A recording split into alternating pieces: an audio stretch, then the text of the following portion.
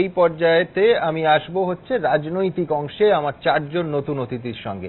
তার আগে প্রতিবেদন, যেখানে চিঠি রাজ্যপাল লিখলেন মুখ্যমন্ত্রীকে এবং কার্যত এই চলতি সপ্তাহে রাজভবনে তলব করলেন। তীব্র প্রতিক্রিয়া দিয়েছে তৃণমূল কংগ্রেস। দেখুন। রামপুরহাটে ভয়ঙ্কর হত্যাকাণ্ড, ফুটছে রাজ্য, তুঙ্গে রাজনীতি। এরই মধ্যে সোমবার দিল্লিতে অমিত শাহর সঙ্গে সাক্ষাৎ করেছেন জগদীপ ধনকর। এই প্রেক্ষাপটে মঙ্গলবার মুখ্যমন্ত্রীকে কড়া চিঠি লিখলেন রাজ্যপাল। তাতে তিনি বলেছেন, রাজ্যে আইন শৃঙ্খলার লাগাতার অবনতি ও বেড়ে চলা হিংসার উদ্বেগজনক পরিস্থিতির জেরে এটা অত্যন্ত গুরুত্বপূর্ণ হয়ে উঠেছে যে আপনি যত দ্রুত সম্ভব আলোচনার জন্য রাজভবনে আসুন। চিঠিতে আরো কড়া ভাষায় মুখ্যমন্ত্রীকে রাজ্যপাল লিখেছেন, সংবিধান ও আইন শৃঙ্খলা নিরিখে রাজ্যে প্রশাসন ইতিমধ্যে বিপজ্জনক অবস্থায় রয়েছে। এর ওপর রামপুরহাটের ভয়ঙ্কর বর্বরতা ও তারপর বিধানসভার ভেতরের ঘটনা উদ্বেগ আরো বাড়িয়েছে। সম্প্রতি রামপুরহাট কাণ্ডে সিবিআই তদন্ত প্রসঙ্গে মুখ খোলেন মুখ্যমন্ত্রী। সিবিআই করেছেন, ভালো করেছেন, সিবিআই কাজটা করুক, আমাদের সহযোগিতা থাকবে।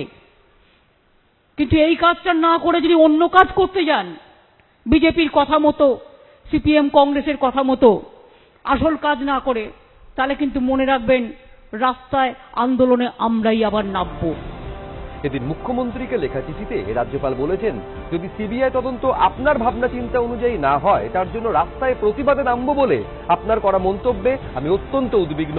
দয়া করে মনে রাখবেন, রামপুরহাট কাণ্ডের সিবিআই তদন্ত হচ্ছে হাইকোর্টের নির্দেশে এবং হাইকোর্টের নজরদারিতে। তিনি বিজেপির একেবারে সক্রিয় প্রতিনিধির ভূমিকা পালন করছেন। আইন শৃঙ্খলা ভারতবর্ষের অন্যান্য বহু রাজ্যের থেকে, কার্যত সব রাজ্যের থেকে পশ্চিমবঙ্গে নিশ্চিতভাবে ভালো। ভারতবর্ষের হাইকোর্ট হোক, জুনিয়র কোর্ট হোক, সব কোর্টকে আমরা মান্যতা দিই, কারণ কোর্ট আছে বলে আমরা বেঁচে আছি। ভারতবর্ষে আইন শৃঙ্খলা আছে।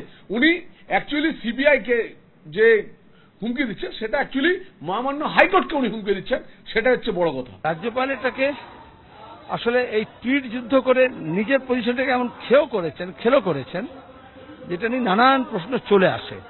সরকারি কমিশনে বলেছিলাম রাজ্য সরকারের রাজ্যপালের পদই থাকা উচিত নয়। মমতা ব্যানার্জিরা করবেন, তিনি সরাসরি হোম মিনিস্টারের সঙ্গে লাইন আপ করবেন, বাইপাসিং রাজ্যপাল। সে রাজ্যপাল তার পজিশনটাকে আরো খারাপ করে দেবেন। এদিন দার্জিলিং থেকে নাম না করে রামপুরহাট কাণ্ড প্রসঙ্গে মুখ খোলেন মুখ্যমন্ত্রী, বেঁধেন গেরুয়া শিবিরকে।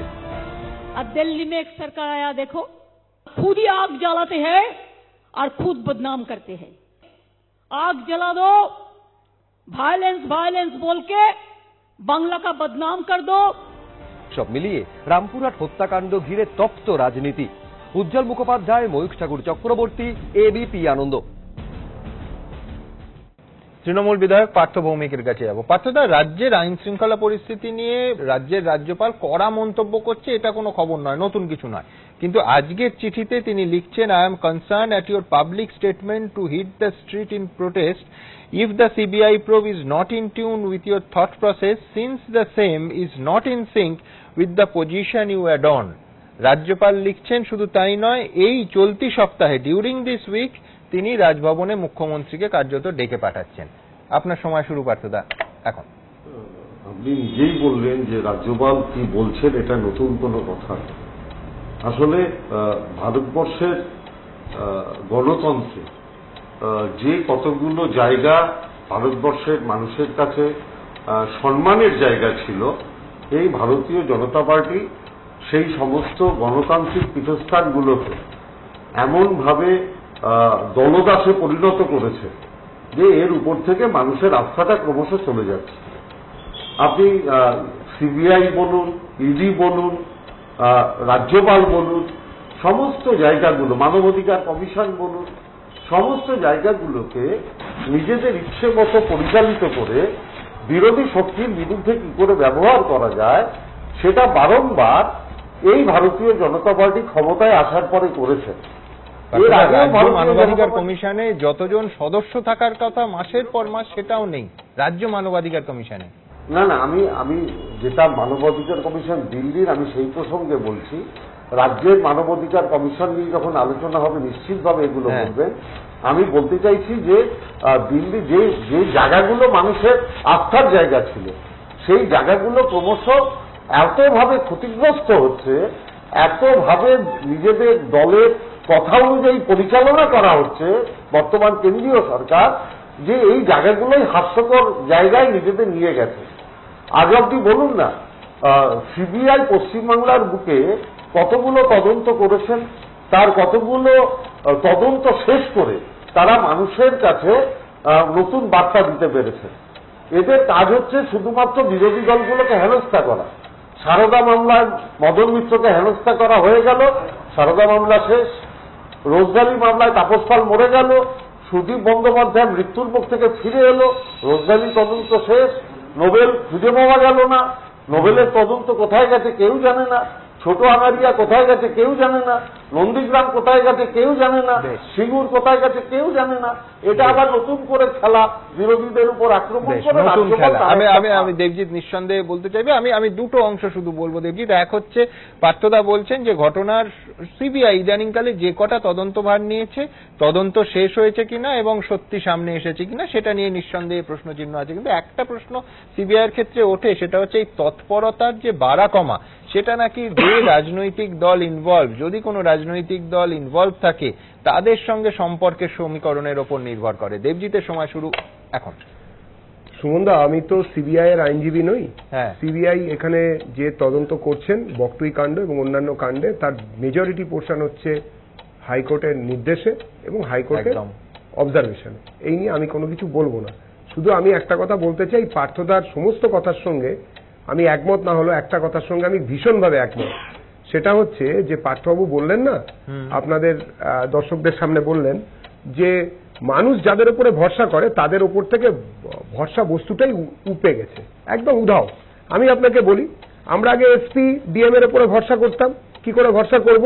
অনুব্রত বাবু ওরফে কেষ্ট বাবু একাধিক দিন, পার্থবাবু বলুন, একাধিক দিন পার্টি অফিসে ওনাদেরকে বসিয়েছেন, সামনে চেয়ারে মহিলা এসপি সাহেবা বসে আছেন, ডিএম সাহেব বসে আছেন, উল্টো দিকে অনুব্রত বাবুর ক্রাইটেরিয়া কি? উনি কি এমপি? উনি কি এমএলএ? উনি কে? উনি এমনকি সভাধিপতি নন, মানে তৃণমূলের কথা বলছেন, উনি তৃণমূলের জেলা সভাপতি। এই যে একটা মুকুটিন সম্রাটের ব্যাপার, এসপি কে পাশে বসিয়ে বলছেন ওই যে মোটা করে মেয়েটা কি যেন করে, নাম বলো, ও বিজেপি করে তো, ওর নামে গেজার কেস দিয়ে দে।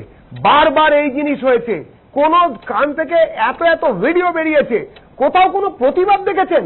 কোথাও অনুব্রতকে ডেকে কেউ বলেছেন, এই মমতা বন্দ্যোপাধ্যায় কিংবা অভিষেক বাবু বা কেউ, যে এটা করো না? প্রত্যেকটা জায়গায়। অন্য জায়গায় দেখুন, শৈলকুমার মুখার্জি মাননীয় প্রাক্তন স্পিকার ছিলেন। শৈলকুমার বাবু কংগ্রেসের লোক ছিলেন, 1954 সালে স্পিকার ছিলেন, বিধায়ক ছিলেন, কংগ্রেসের বিধায়ক হিসেবে জিতে এসেছিলেন। তখন শিক্ষক আন্দোলন চলছিল, সেই নিয়ে বামেরা তাদেরকে সাপোর্ট করেছিলেন। বিধান রায় বলেছিলেন জ্যোতিবাবুকে গ্রেপ্তারও করতে পারেন এবং অন্য বামেদের। সেই ক্ষেত্রে জ্যোতিবাবু আশ্রয় চেয়েছিলেন শৈলকুমারের কাছে। সেই শৈলকুমার, তাকে কিন্তু শৈলকুমার মুখার্জি বাঙালি, তিনি বলেছিলেন আমার কাছে আপনি আশ্রয় চেয়েছেন, বিধানসভার কোন বিধায়ককে আমি কোনো কিছু অসুবিধা হতে দেব না। সেইখানে দাঁড়িয়ে বিধায়করা পেটানি খাচ্ছে, মার্শালদের ডাকা যাচ্ছে না, স্পিকারকে আটকাতে। সো কল্ড অ্যালেজলি যদি বিজেপির বিধায়করা যদি ওয়েলে নেমে দাঙ্গাই করতে যায়, তার জন্য কি ট্রেজারি বেঞ্চের বিধায়করা নেমে আসবেন? তারা বেশে মুখ ফাটাবেন, তারা বেশে মুখ ফাটাবেন, তার জন্য তো মার্শাল আছেন। তাহলে একতরফা, এবং যারা মার খেলো তাদেরকেই, যারা মার খেলো তারাই সাসপেন্ড হলো। কালকেও এই প্রশ্ন উঠেছিল। পার্থভূমি, আমি দেবজিৎ বাবুকে অনুরোধ করব, যদি এক নম্বর হচ্ছে ভিডিওটা তুললো কারা বিধানসভার মধ্যে, এটা প্রধানত চরম অপরাধ। এবং আপনি দেখবেন বিজেপিটা ভিডিওটা পোস্ট হয়েছে বিজেপির পক্ষ থেকে, তার মানে এরা উদ্দেশ্য প্রণোদিত ভাবে গেছিলই সেদিন বিধানসভাকে অশান্তি করবার জন্য। কারণ পেট্রোল, ডিজেল, গ্যাসের দাম এত ঊর্ধ্বমুখী, মানুষের দৃষ্টিভঙ্গিটা যাতে অন্যদিকে ঘুরিয়ে দেওয়া যায়, তার জন্য বিধানসভায় সেদিনের ওয়েলে নেমে সেই গন্ডগোল। বেশ, বিধানসভার অনুষ্ঠান, আমি দুজনকেই আপনাকে বলবো যে কালকে বিধানসভার ঘটনা নিয়ে আমরা প্রায় 1.5 ঘন্টার অনুষ্ঠান করেছি। আমি আজকে এখানে এই পর্বে অন্য অতিথিদের কাছে যাওয়ার আগে দ্রুত আরেকটা চিঠির কথা বলবো, যেটা মমতা বন্দ্যোপাধ্যায় লিখেছেন অবিজেপি দলগুলোর কাছে। কি লিখেছেন তিনি? সরাসরি এজেন্সিকে দায়ী করেছেন এবং ED, CBI, central vigilance commission, income tax সবার নাম করে সেই চিঠিতে কি আছে দেখাবো। কয়লা পাচার কাণ্ডে গত সপ্তাহে অভিষেক বন্দ্যোপাধ্যায়কে ম্যারাথন জিজ্ঞাসাবাদ করে কেন্দ্রীয় এজেন্সি এনফোর্সমেন্ট ডিরেক্টরেট। এদিন তাকে ফের তলব করলেও ব্যক্তিগত কারণ দেখিয়ে হাজির হননি অভিষেক। এই পরিস্থিতিতে বুধবার অভিষেক বন্দ্যোপাধ্যায়ের স্ত্রী রুজিরাকে ফের দিল্লিতে তলব করল ইডি। পরের দিন অর্থাৎ বৃহস্পতিবার হাজির হতে বলা হয়েছে অভিষেক বন্দ্যোপাধ্যায়ের শালিকা মেনকা গম্ভীরকে। একদিকে যখন ইডি সিবিআই কয়লা ও গরু পাচার কাণ্ডের তদন্তে তৎপর, তখন রামপুরহাট হত্যাকাণ্ড নিয়েও তদন্ত শুরু করেছে সিবিআই। আর এই আবহেই এবার বিজেপির বিরুদ্ধে কেন্দ্রীয় এজেন্সিগুলিকে ব্যবহারের অভিযোগ তুলে বিরোধীদের একজোট হওয়ার বার্তা দিলেন মমতা বন্দ্যোপাধ্যায়। বিজেপি বিরোধী রাজনৈতিক দলগুলি ও অবিজেপি রাজ্যের মুখ্যমন্ত্রীদের দেওয়া চিঠিতে তৃণমূল নেত্রী লিখেছেন, শাসক বিজেপি যেভাবে দেশের প্রাতিষ্ঠানিক গণতন্ত্রের ওপর সরাসরি আঘাত হানছে সে বিষয়ে গভীর উদ্বেগ থেকেই এই চিঠি লিখছি। প্রতিহিংসা চরিতার্থ করতে বিভিন্ন কেন্দ্রীয় সংস্থা যেমন ED, CBI, central vigilance commission এবং আয়কর দফতরকে ব্যবহার করা হচ্ছে রাজনৈতিক প্রতিপক্ষদের নিশানা, হয়রানি এবং কোণঠাসা করার জন্য। পাড়া মে দো ক্লাব মে ভি ঝগড়া হুয়া তো চলা গিয়া কোর্ট মে সিবিআই কর দো। মমতা বন্দ্যোপাধ্যায়ের পরিবারের অনেক ব্যক্তি আছেন যারা গরু তস্করি, গরু পাচার, কয়লা পাচার, বালি পাচার এই কাণ্ডে যুক্ত। যেই বিষয়গুলোর তদন্ত এই মুহূর্তে সিবিআই করছে, বেশিরভাগই মহামান্য আদালতের রায়ের পরিপ্রেক্ষিতে করছে। তো স্বাভাবিকভাবে মমতা বন্দ্যোপাধ্যায়ের ভয় হয়েছে যে আগামী দিনে তার পরিবারের লোকেরা হয়তো জেলে যেতে পারেন। সেই ভয় থেকেই উনি এই কাজ করছেন নিজের পরিবারকে বাঁচানোর জন্য। বিজেপি বিরোধী দলগুলির উদ্দেশ্যে চিঠিতে মমতা বন্দ্যোপাধ্যায় আরও লিখেছেন, বিরোধী নেতাদের কোণঠাসা করতে বিজেপির এই কেন্দ্রীয় তদন্তকারী সংস্থাগুলিকে ব্যবহারের অভিসন্ধিকে আমাদের ঐক্যবদ্ধভাবে মোকাবিলা করতে হবে।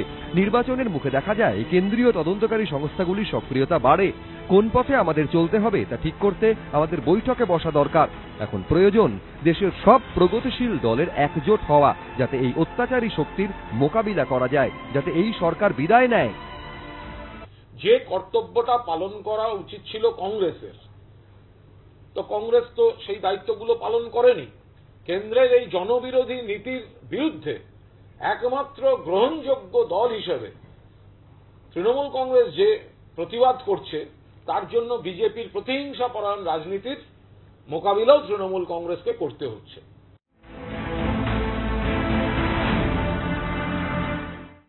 देखिए, बात यह है कि ममता बनर्जी की विश्वसनीयता कितने हैं इसमें मेरा बिल्कुल शक है। कभी वो कहती है कि बीजेपी के खिलाफ सबको एकजुट होकर लड़ना चाहिए, कभी कहते हैं बीजेपी और कांग्रेस के खिलाफ, दोनों के खिलाफ एकजुट होकर लड़ना चाहिए, कभी वो कहते हैं कि कांग्रेस पार्टी को खत्म कर देना चाहिए। तो उनकी असली रवैया क्या है, असली मंशा क्या है, ये जानना बड़ी जरूरी। शुधु बीजेपी नয়, আমি বলবো আরএসএস এর দ্বারা প্রভাবিত যে কটা মুখ্যমন্ত্রী আছে তাদের বাদ দিয়ে বাকি সব মুখ্যমন্ত্রীকে একবার চলতে হবে, যারা নাগপুরের নির্দেশে চলেন না। কারণ কেন্দ্র সরকার যা করছে, ইউএপিএ, সেডিশন, মুখ্যমন্ত্রী কোনোদিন বলেন না। মমতা বন্দ্যোপাধ্যায় তার চিঠিতে আরও দাবি করেছেন, কিছু রাজনৈতিক হস্তক্ষেপের কারণে সাধারণ মানুষ সুবিচার থেকে বঞ্চিত থাকছেন, যা গণতন্ত্রের জন্য অত্যন্ত বিপজ্জনক সংকেত। একাধিকবার বিচার ব্যবস্থার অংশবিশেষকে প্রভাবিত করে বিজেপি যুক্তরাষ্ট্রীয় কাঠামোর উপর আঘাত হানছে। প্রকাশ সিনহা, বিজেন্দ্র সিংহ, উজ্জ্বল মুখোপাধ্যায়, এবিপি আনন্দ। আমি বিশ্বনাথ চক্রবর্তীর কাছে আসবো। বিশ্বনাথ, দুটো চিঠি, একটা মুখ্যমন্ত্রী লিখছেন অবিজেপি রাজনৈতিক দলগুলোকে, আর একটা রাজ্যপাল লিখছেন মুখ্যমন্ত্রীকে। রাজনৈতিক তাৎপর্য স্পেসিফিক্যালি যদি আসি, দেখুন 2014 সালের নির্বাচনের পর নরেন্দ্র মোদীর সাফল্যের পেছনে দুটো তিনটে রাজনৈতিক ভাষ্য গুরুত্বপূর্ণ ভূমিকা নিয়েছে। একটা পরিবারতন্ত্র, এই উত্তরপ্রদেশ নির্বাচনেও তিনি পরিবারতন্ত্রকে সামনে রেখেছিলেন, আর দুর্নীতিগ্রস্ত বিরোধী শিবির। মানে আমার ব্যক্তিগত অ্যাসেসমেন্ট যে বিরোধী শিবিরকে ঐক্যবদ্ধ করতে গেলে কিন্তু এই চিঠিটা কিন্তু যথেষ্ট নয়। এই কারণেই আমি বলছি যে সিবিআই তদন্ত বা যে কোনো তদন্তের প্রশ্নে সব রাজনৈতিক দল সাড়া দিবে তা নয়। যেমন আম আদমি পার্টি তারা স্বচ্ছতার সাথে রাজনীতি করে এবং তারপরে ইউএসপিটাই হলো দুর্নীতিমুক্ত সরকার বা দল চালানো। ফলে যেই মুহূর্তে আপনি বলবেন সিবিআই তদন্তের প্রশ্ন বা ইডি তদন্তের প্রশ্ন দুর্নীতির প্রশ্নে কেন তৎপর, আমার মনে হয় না আম আদমি পার্টিতে রেসপন্স করবে। তার থেকে অনেক গুরুত্বপূর্ণ বরঞ্চ যদি আপনি কমন মিনিমাম প্রোগ্রাম করতে পারেন, নরেন্দ্র মোদী সরকারের যে সমস্ত ত্রুটি বিচ্যুতিগুলো আছে সেগুলোকে তুলে ধরে একটা কমন মিনিমাম প্রোগ্রামের মধ্য দিয়ে বিকল্প সন্ধান দিতে পারে, তাতে কিন্তু বিরোধীরা ঐক্যবদ্ধভাবে নরেন্দ্র মোদীর বিরুদ্ধে লড়াই করতে পারে। কিন্তু আপনি যেই মুহূর্তে এই ধরনের ইডি তদন্ত বা নানা বিষয়ে সামনে রাখবেন, তত নরেন্দ্র মোদী সুবিধাজনক অবস্থায় থাকবে যে তিনি এই পরিবারতন্ত্র এবং দুর্নীতির প্রশ্নটাকে সামনে এনে কিন্তু মানুষকে আরো বেশি মোবিলাইজ সহজেই করে নেবেন। এবার রাজ্যপালের যে চিঠিটা, রাজ্যপালের চিঠিটা আপনি যদি আমায় বলেন তাহলে আমি পরিষ্কার করে বলতে চাই যে ভিকটিম কার্ড তৃণমূল কংগ্রেস খেলতে চাইছে সিবিআই তদন্ত রামপুরহাটের প্রশ্নে। মমতা বন্দ্যোপাধ্যায় ইতিমধ্যেই জানিয়ে দিয়েছেন রাস্তায় তিনি নামবেন প্রয়োজনে, এবং মদন মিত্র থেকে শুরু করে যদি রাজীব কুমার পর্যন্ত দেখেন সিবিআই তদন্তে বারবার কিন্তু তৃণমূল কংগ্রেস রাস্তায় নেমেছে এবং প্রতিবাদ জানিয়েছে। এই ভিকটিম কার্ডটা যাতে তৃণমূল কংগ্রেস খেলতে না পারে এটা কিন্তু আন্দাজ করতে পারছেন রাজ্যপাল। ফলে সেই কারণে তিনি চিঠি দিয়ে যেটা বলবার চেষ্টা করছেন যে ভাই তুমি যদি ভিকটিম কার্ড খেলো সেটা কিন্তু আইনের বহির্ভূত বাইরে হবে।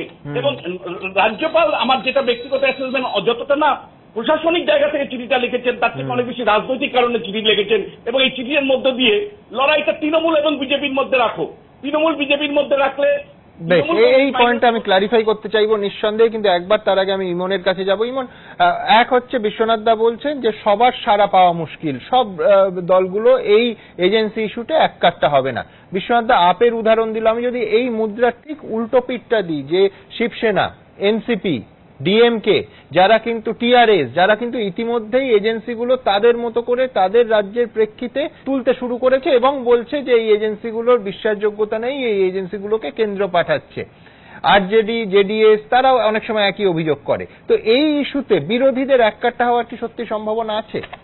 যেমন সুমনদা, যদি বিরোধীদের এককাট্টা হতে হয় এই চিঠিটা গুরুত্বপূর্ণ, আমি চিঠিটা কখনোই বলছি না যে গুরুত্বপূর্ণ নয়, কিন্তু এটাও দেখতে হবে যে সিবিআই বা এ ধরনের অর্গানাইজেশন এই মুহূর্তে মমতা বন্দ্যোপাধ্যায় সরকার কিন্তু জর্জরিত যেভাবে আসছে। শুধু তাই নয়, আমরা দেখেছি যে সিবিআই যেভাবে কাজ করেছে অতীতে, মায়াবতীর ক্ষেত্রে বলুন, চিদাম্বরমের ক্ষেত্রে বলুন, সেটা সবটাই কিন্তু বিরোধীদের জন্য করেছে, এবং অনেক সময় পাঁচিল টপকে গিয়ে চিদাম্বরমকে ধরা হয়েছে, কিন্তু একজনও বিজেপির কোন নেতৃবৃন্দের বিরুদ্ধে কিন্তু সিবিআই তৎপর হয়নি।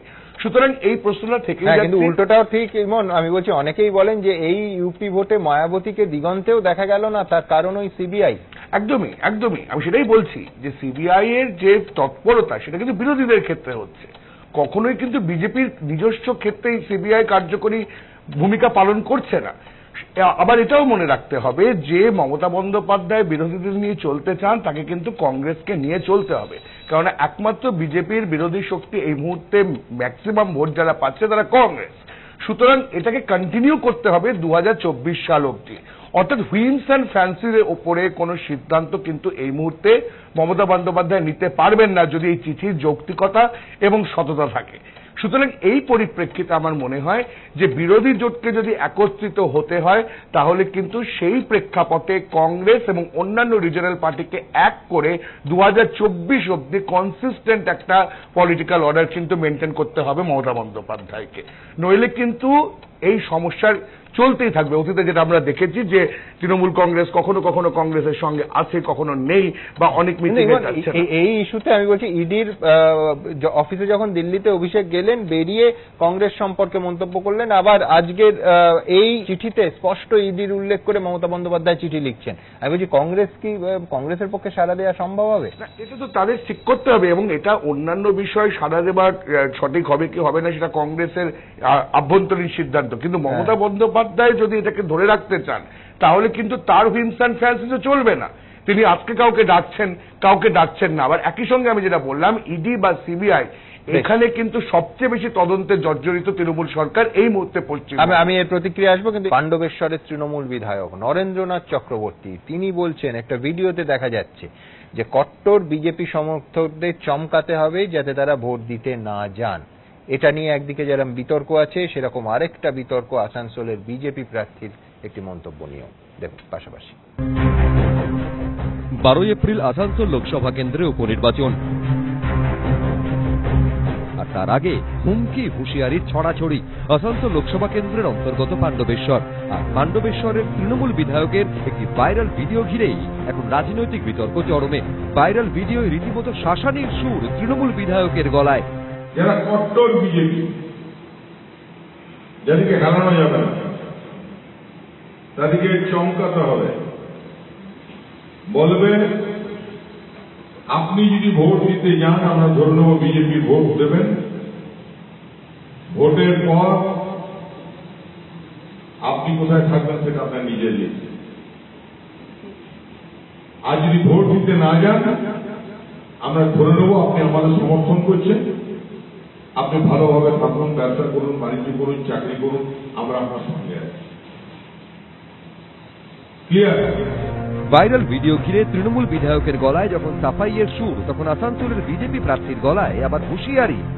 ভাইরাল তো বুঝি না, ওই কি সব বলছে আমি এখনো দেখিনি, দেখি খবর টবর নিতে হবে। তবে পুরনো হতে পারে, সে সময় তো যিনি আমাদের জেলা সভাপতি ছিলেন তিনি এখন বিজেপিতে আছেন, তিনি তখন সব নির্দেশ টির্দেশ দিতেন, সেই মতো আমরা কাজ করতাম। নিচুতলার কর্মী, আমরা তৃণমূল স্তরের কর্মী। যদি ভেবে থাকেন যে আমাদের কার্যকর্তাদের ভয় দেখাবেন আর মারবেন, তাহলে আপনাকেও বলে রাখছি, মারের বদলা মার হবে, সে যেভাবেই হোক।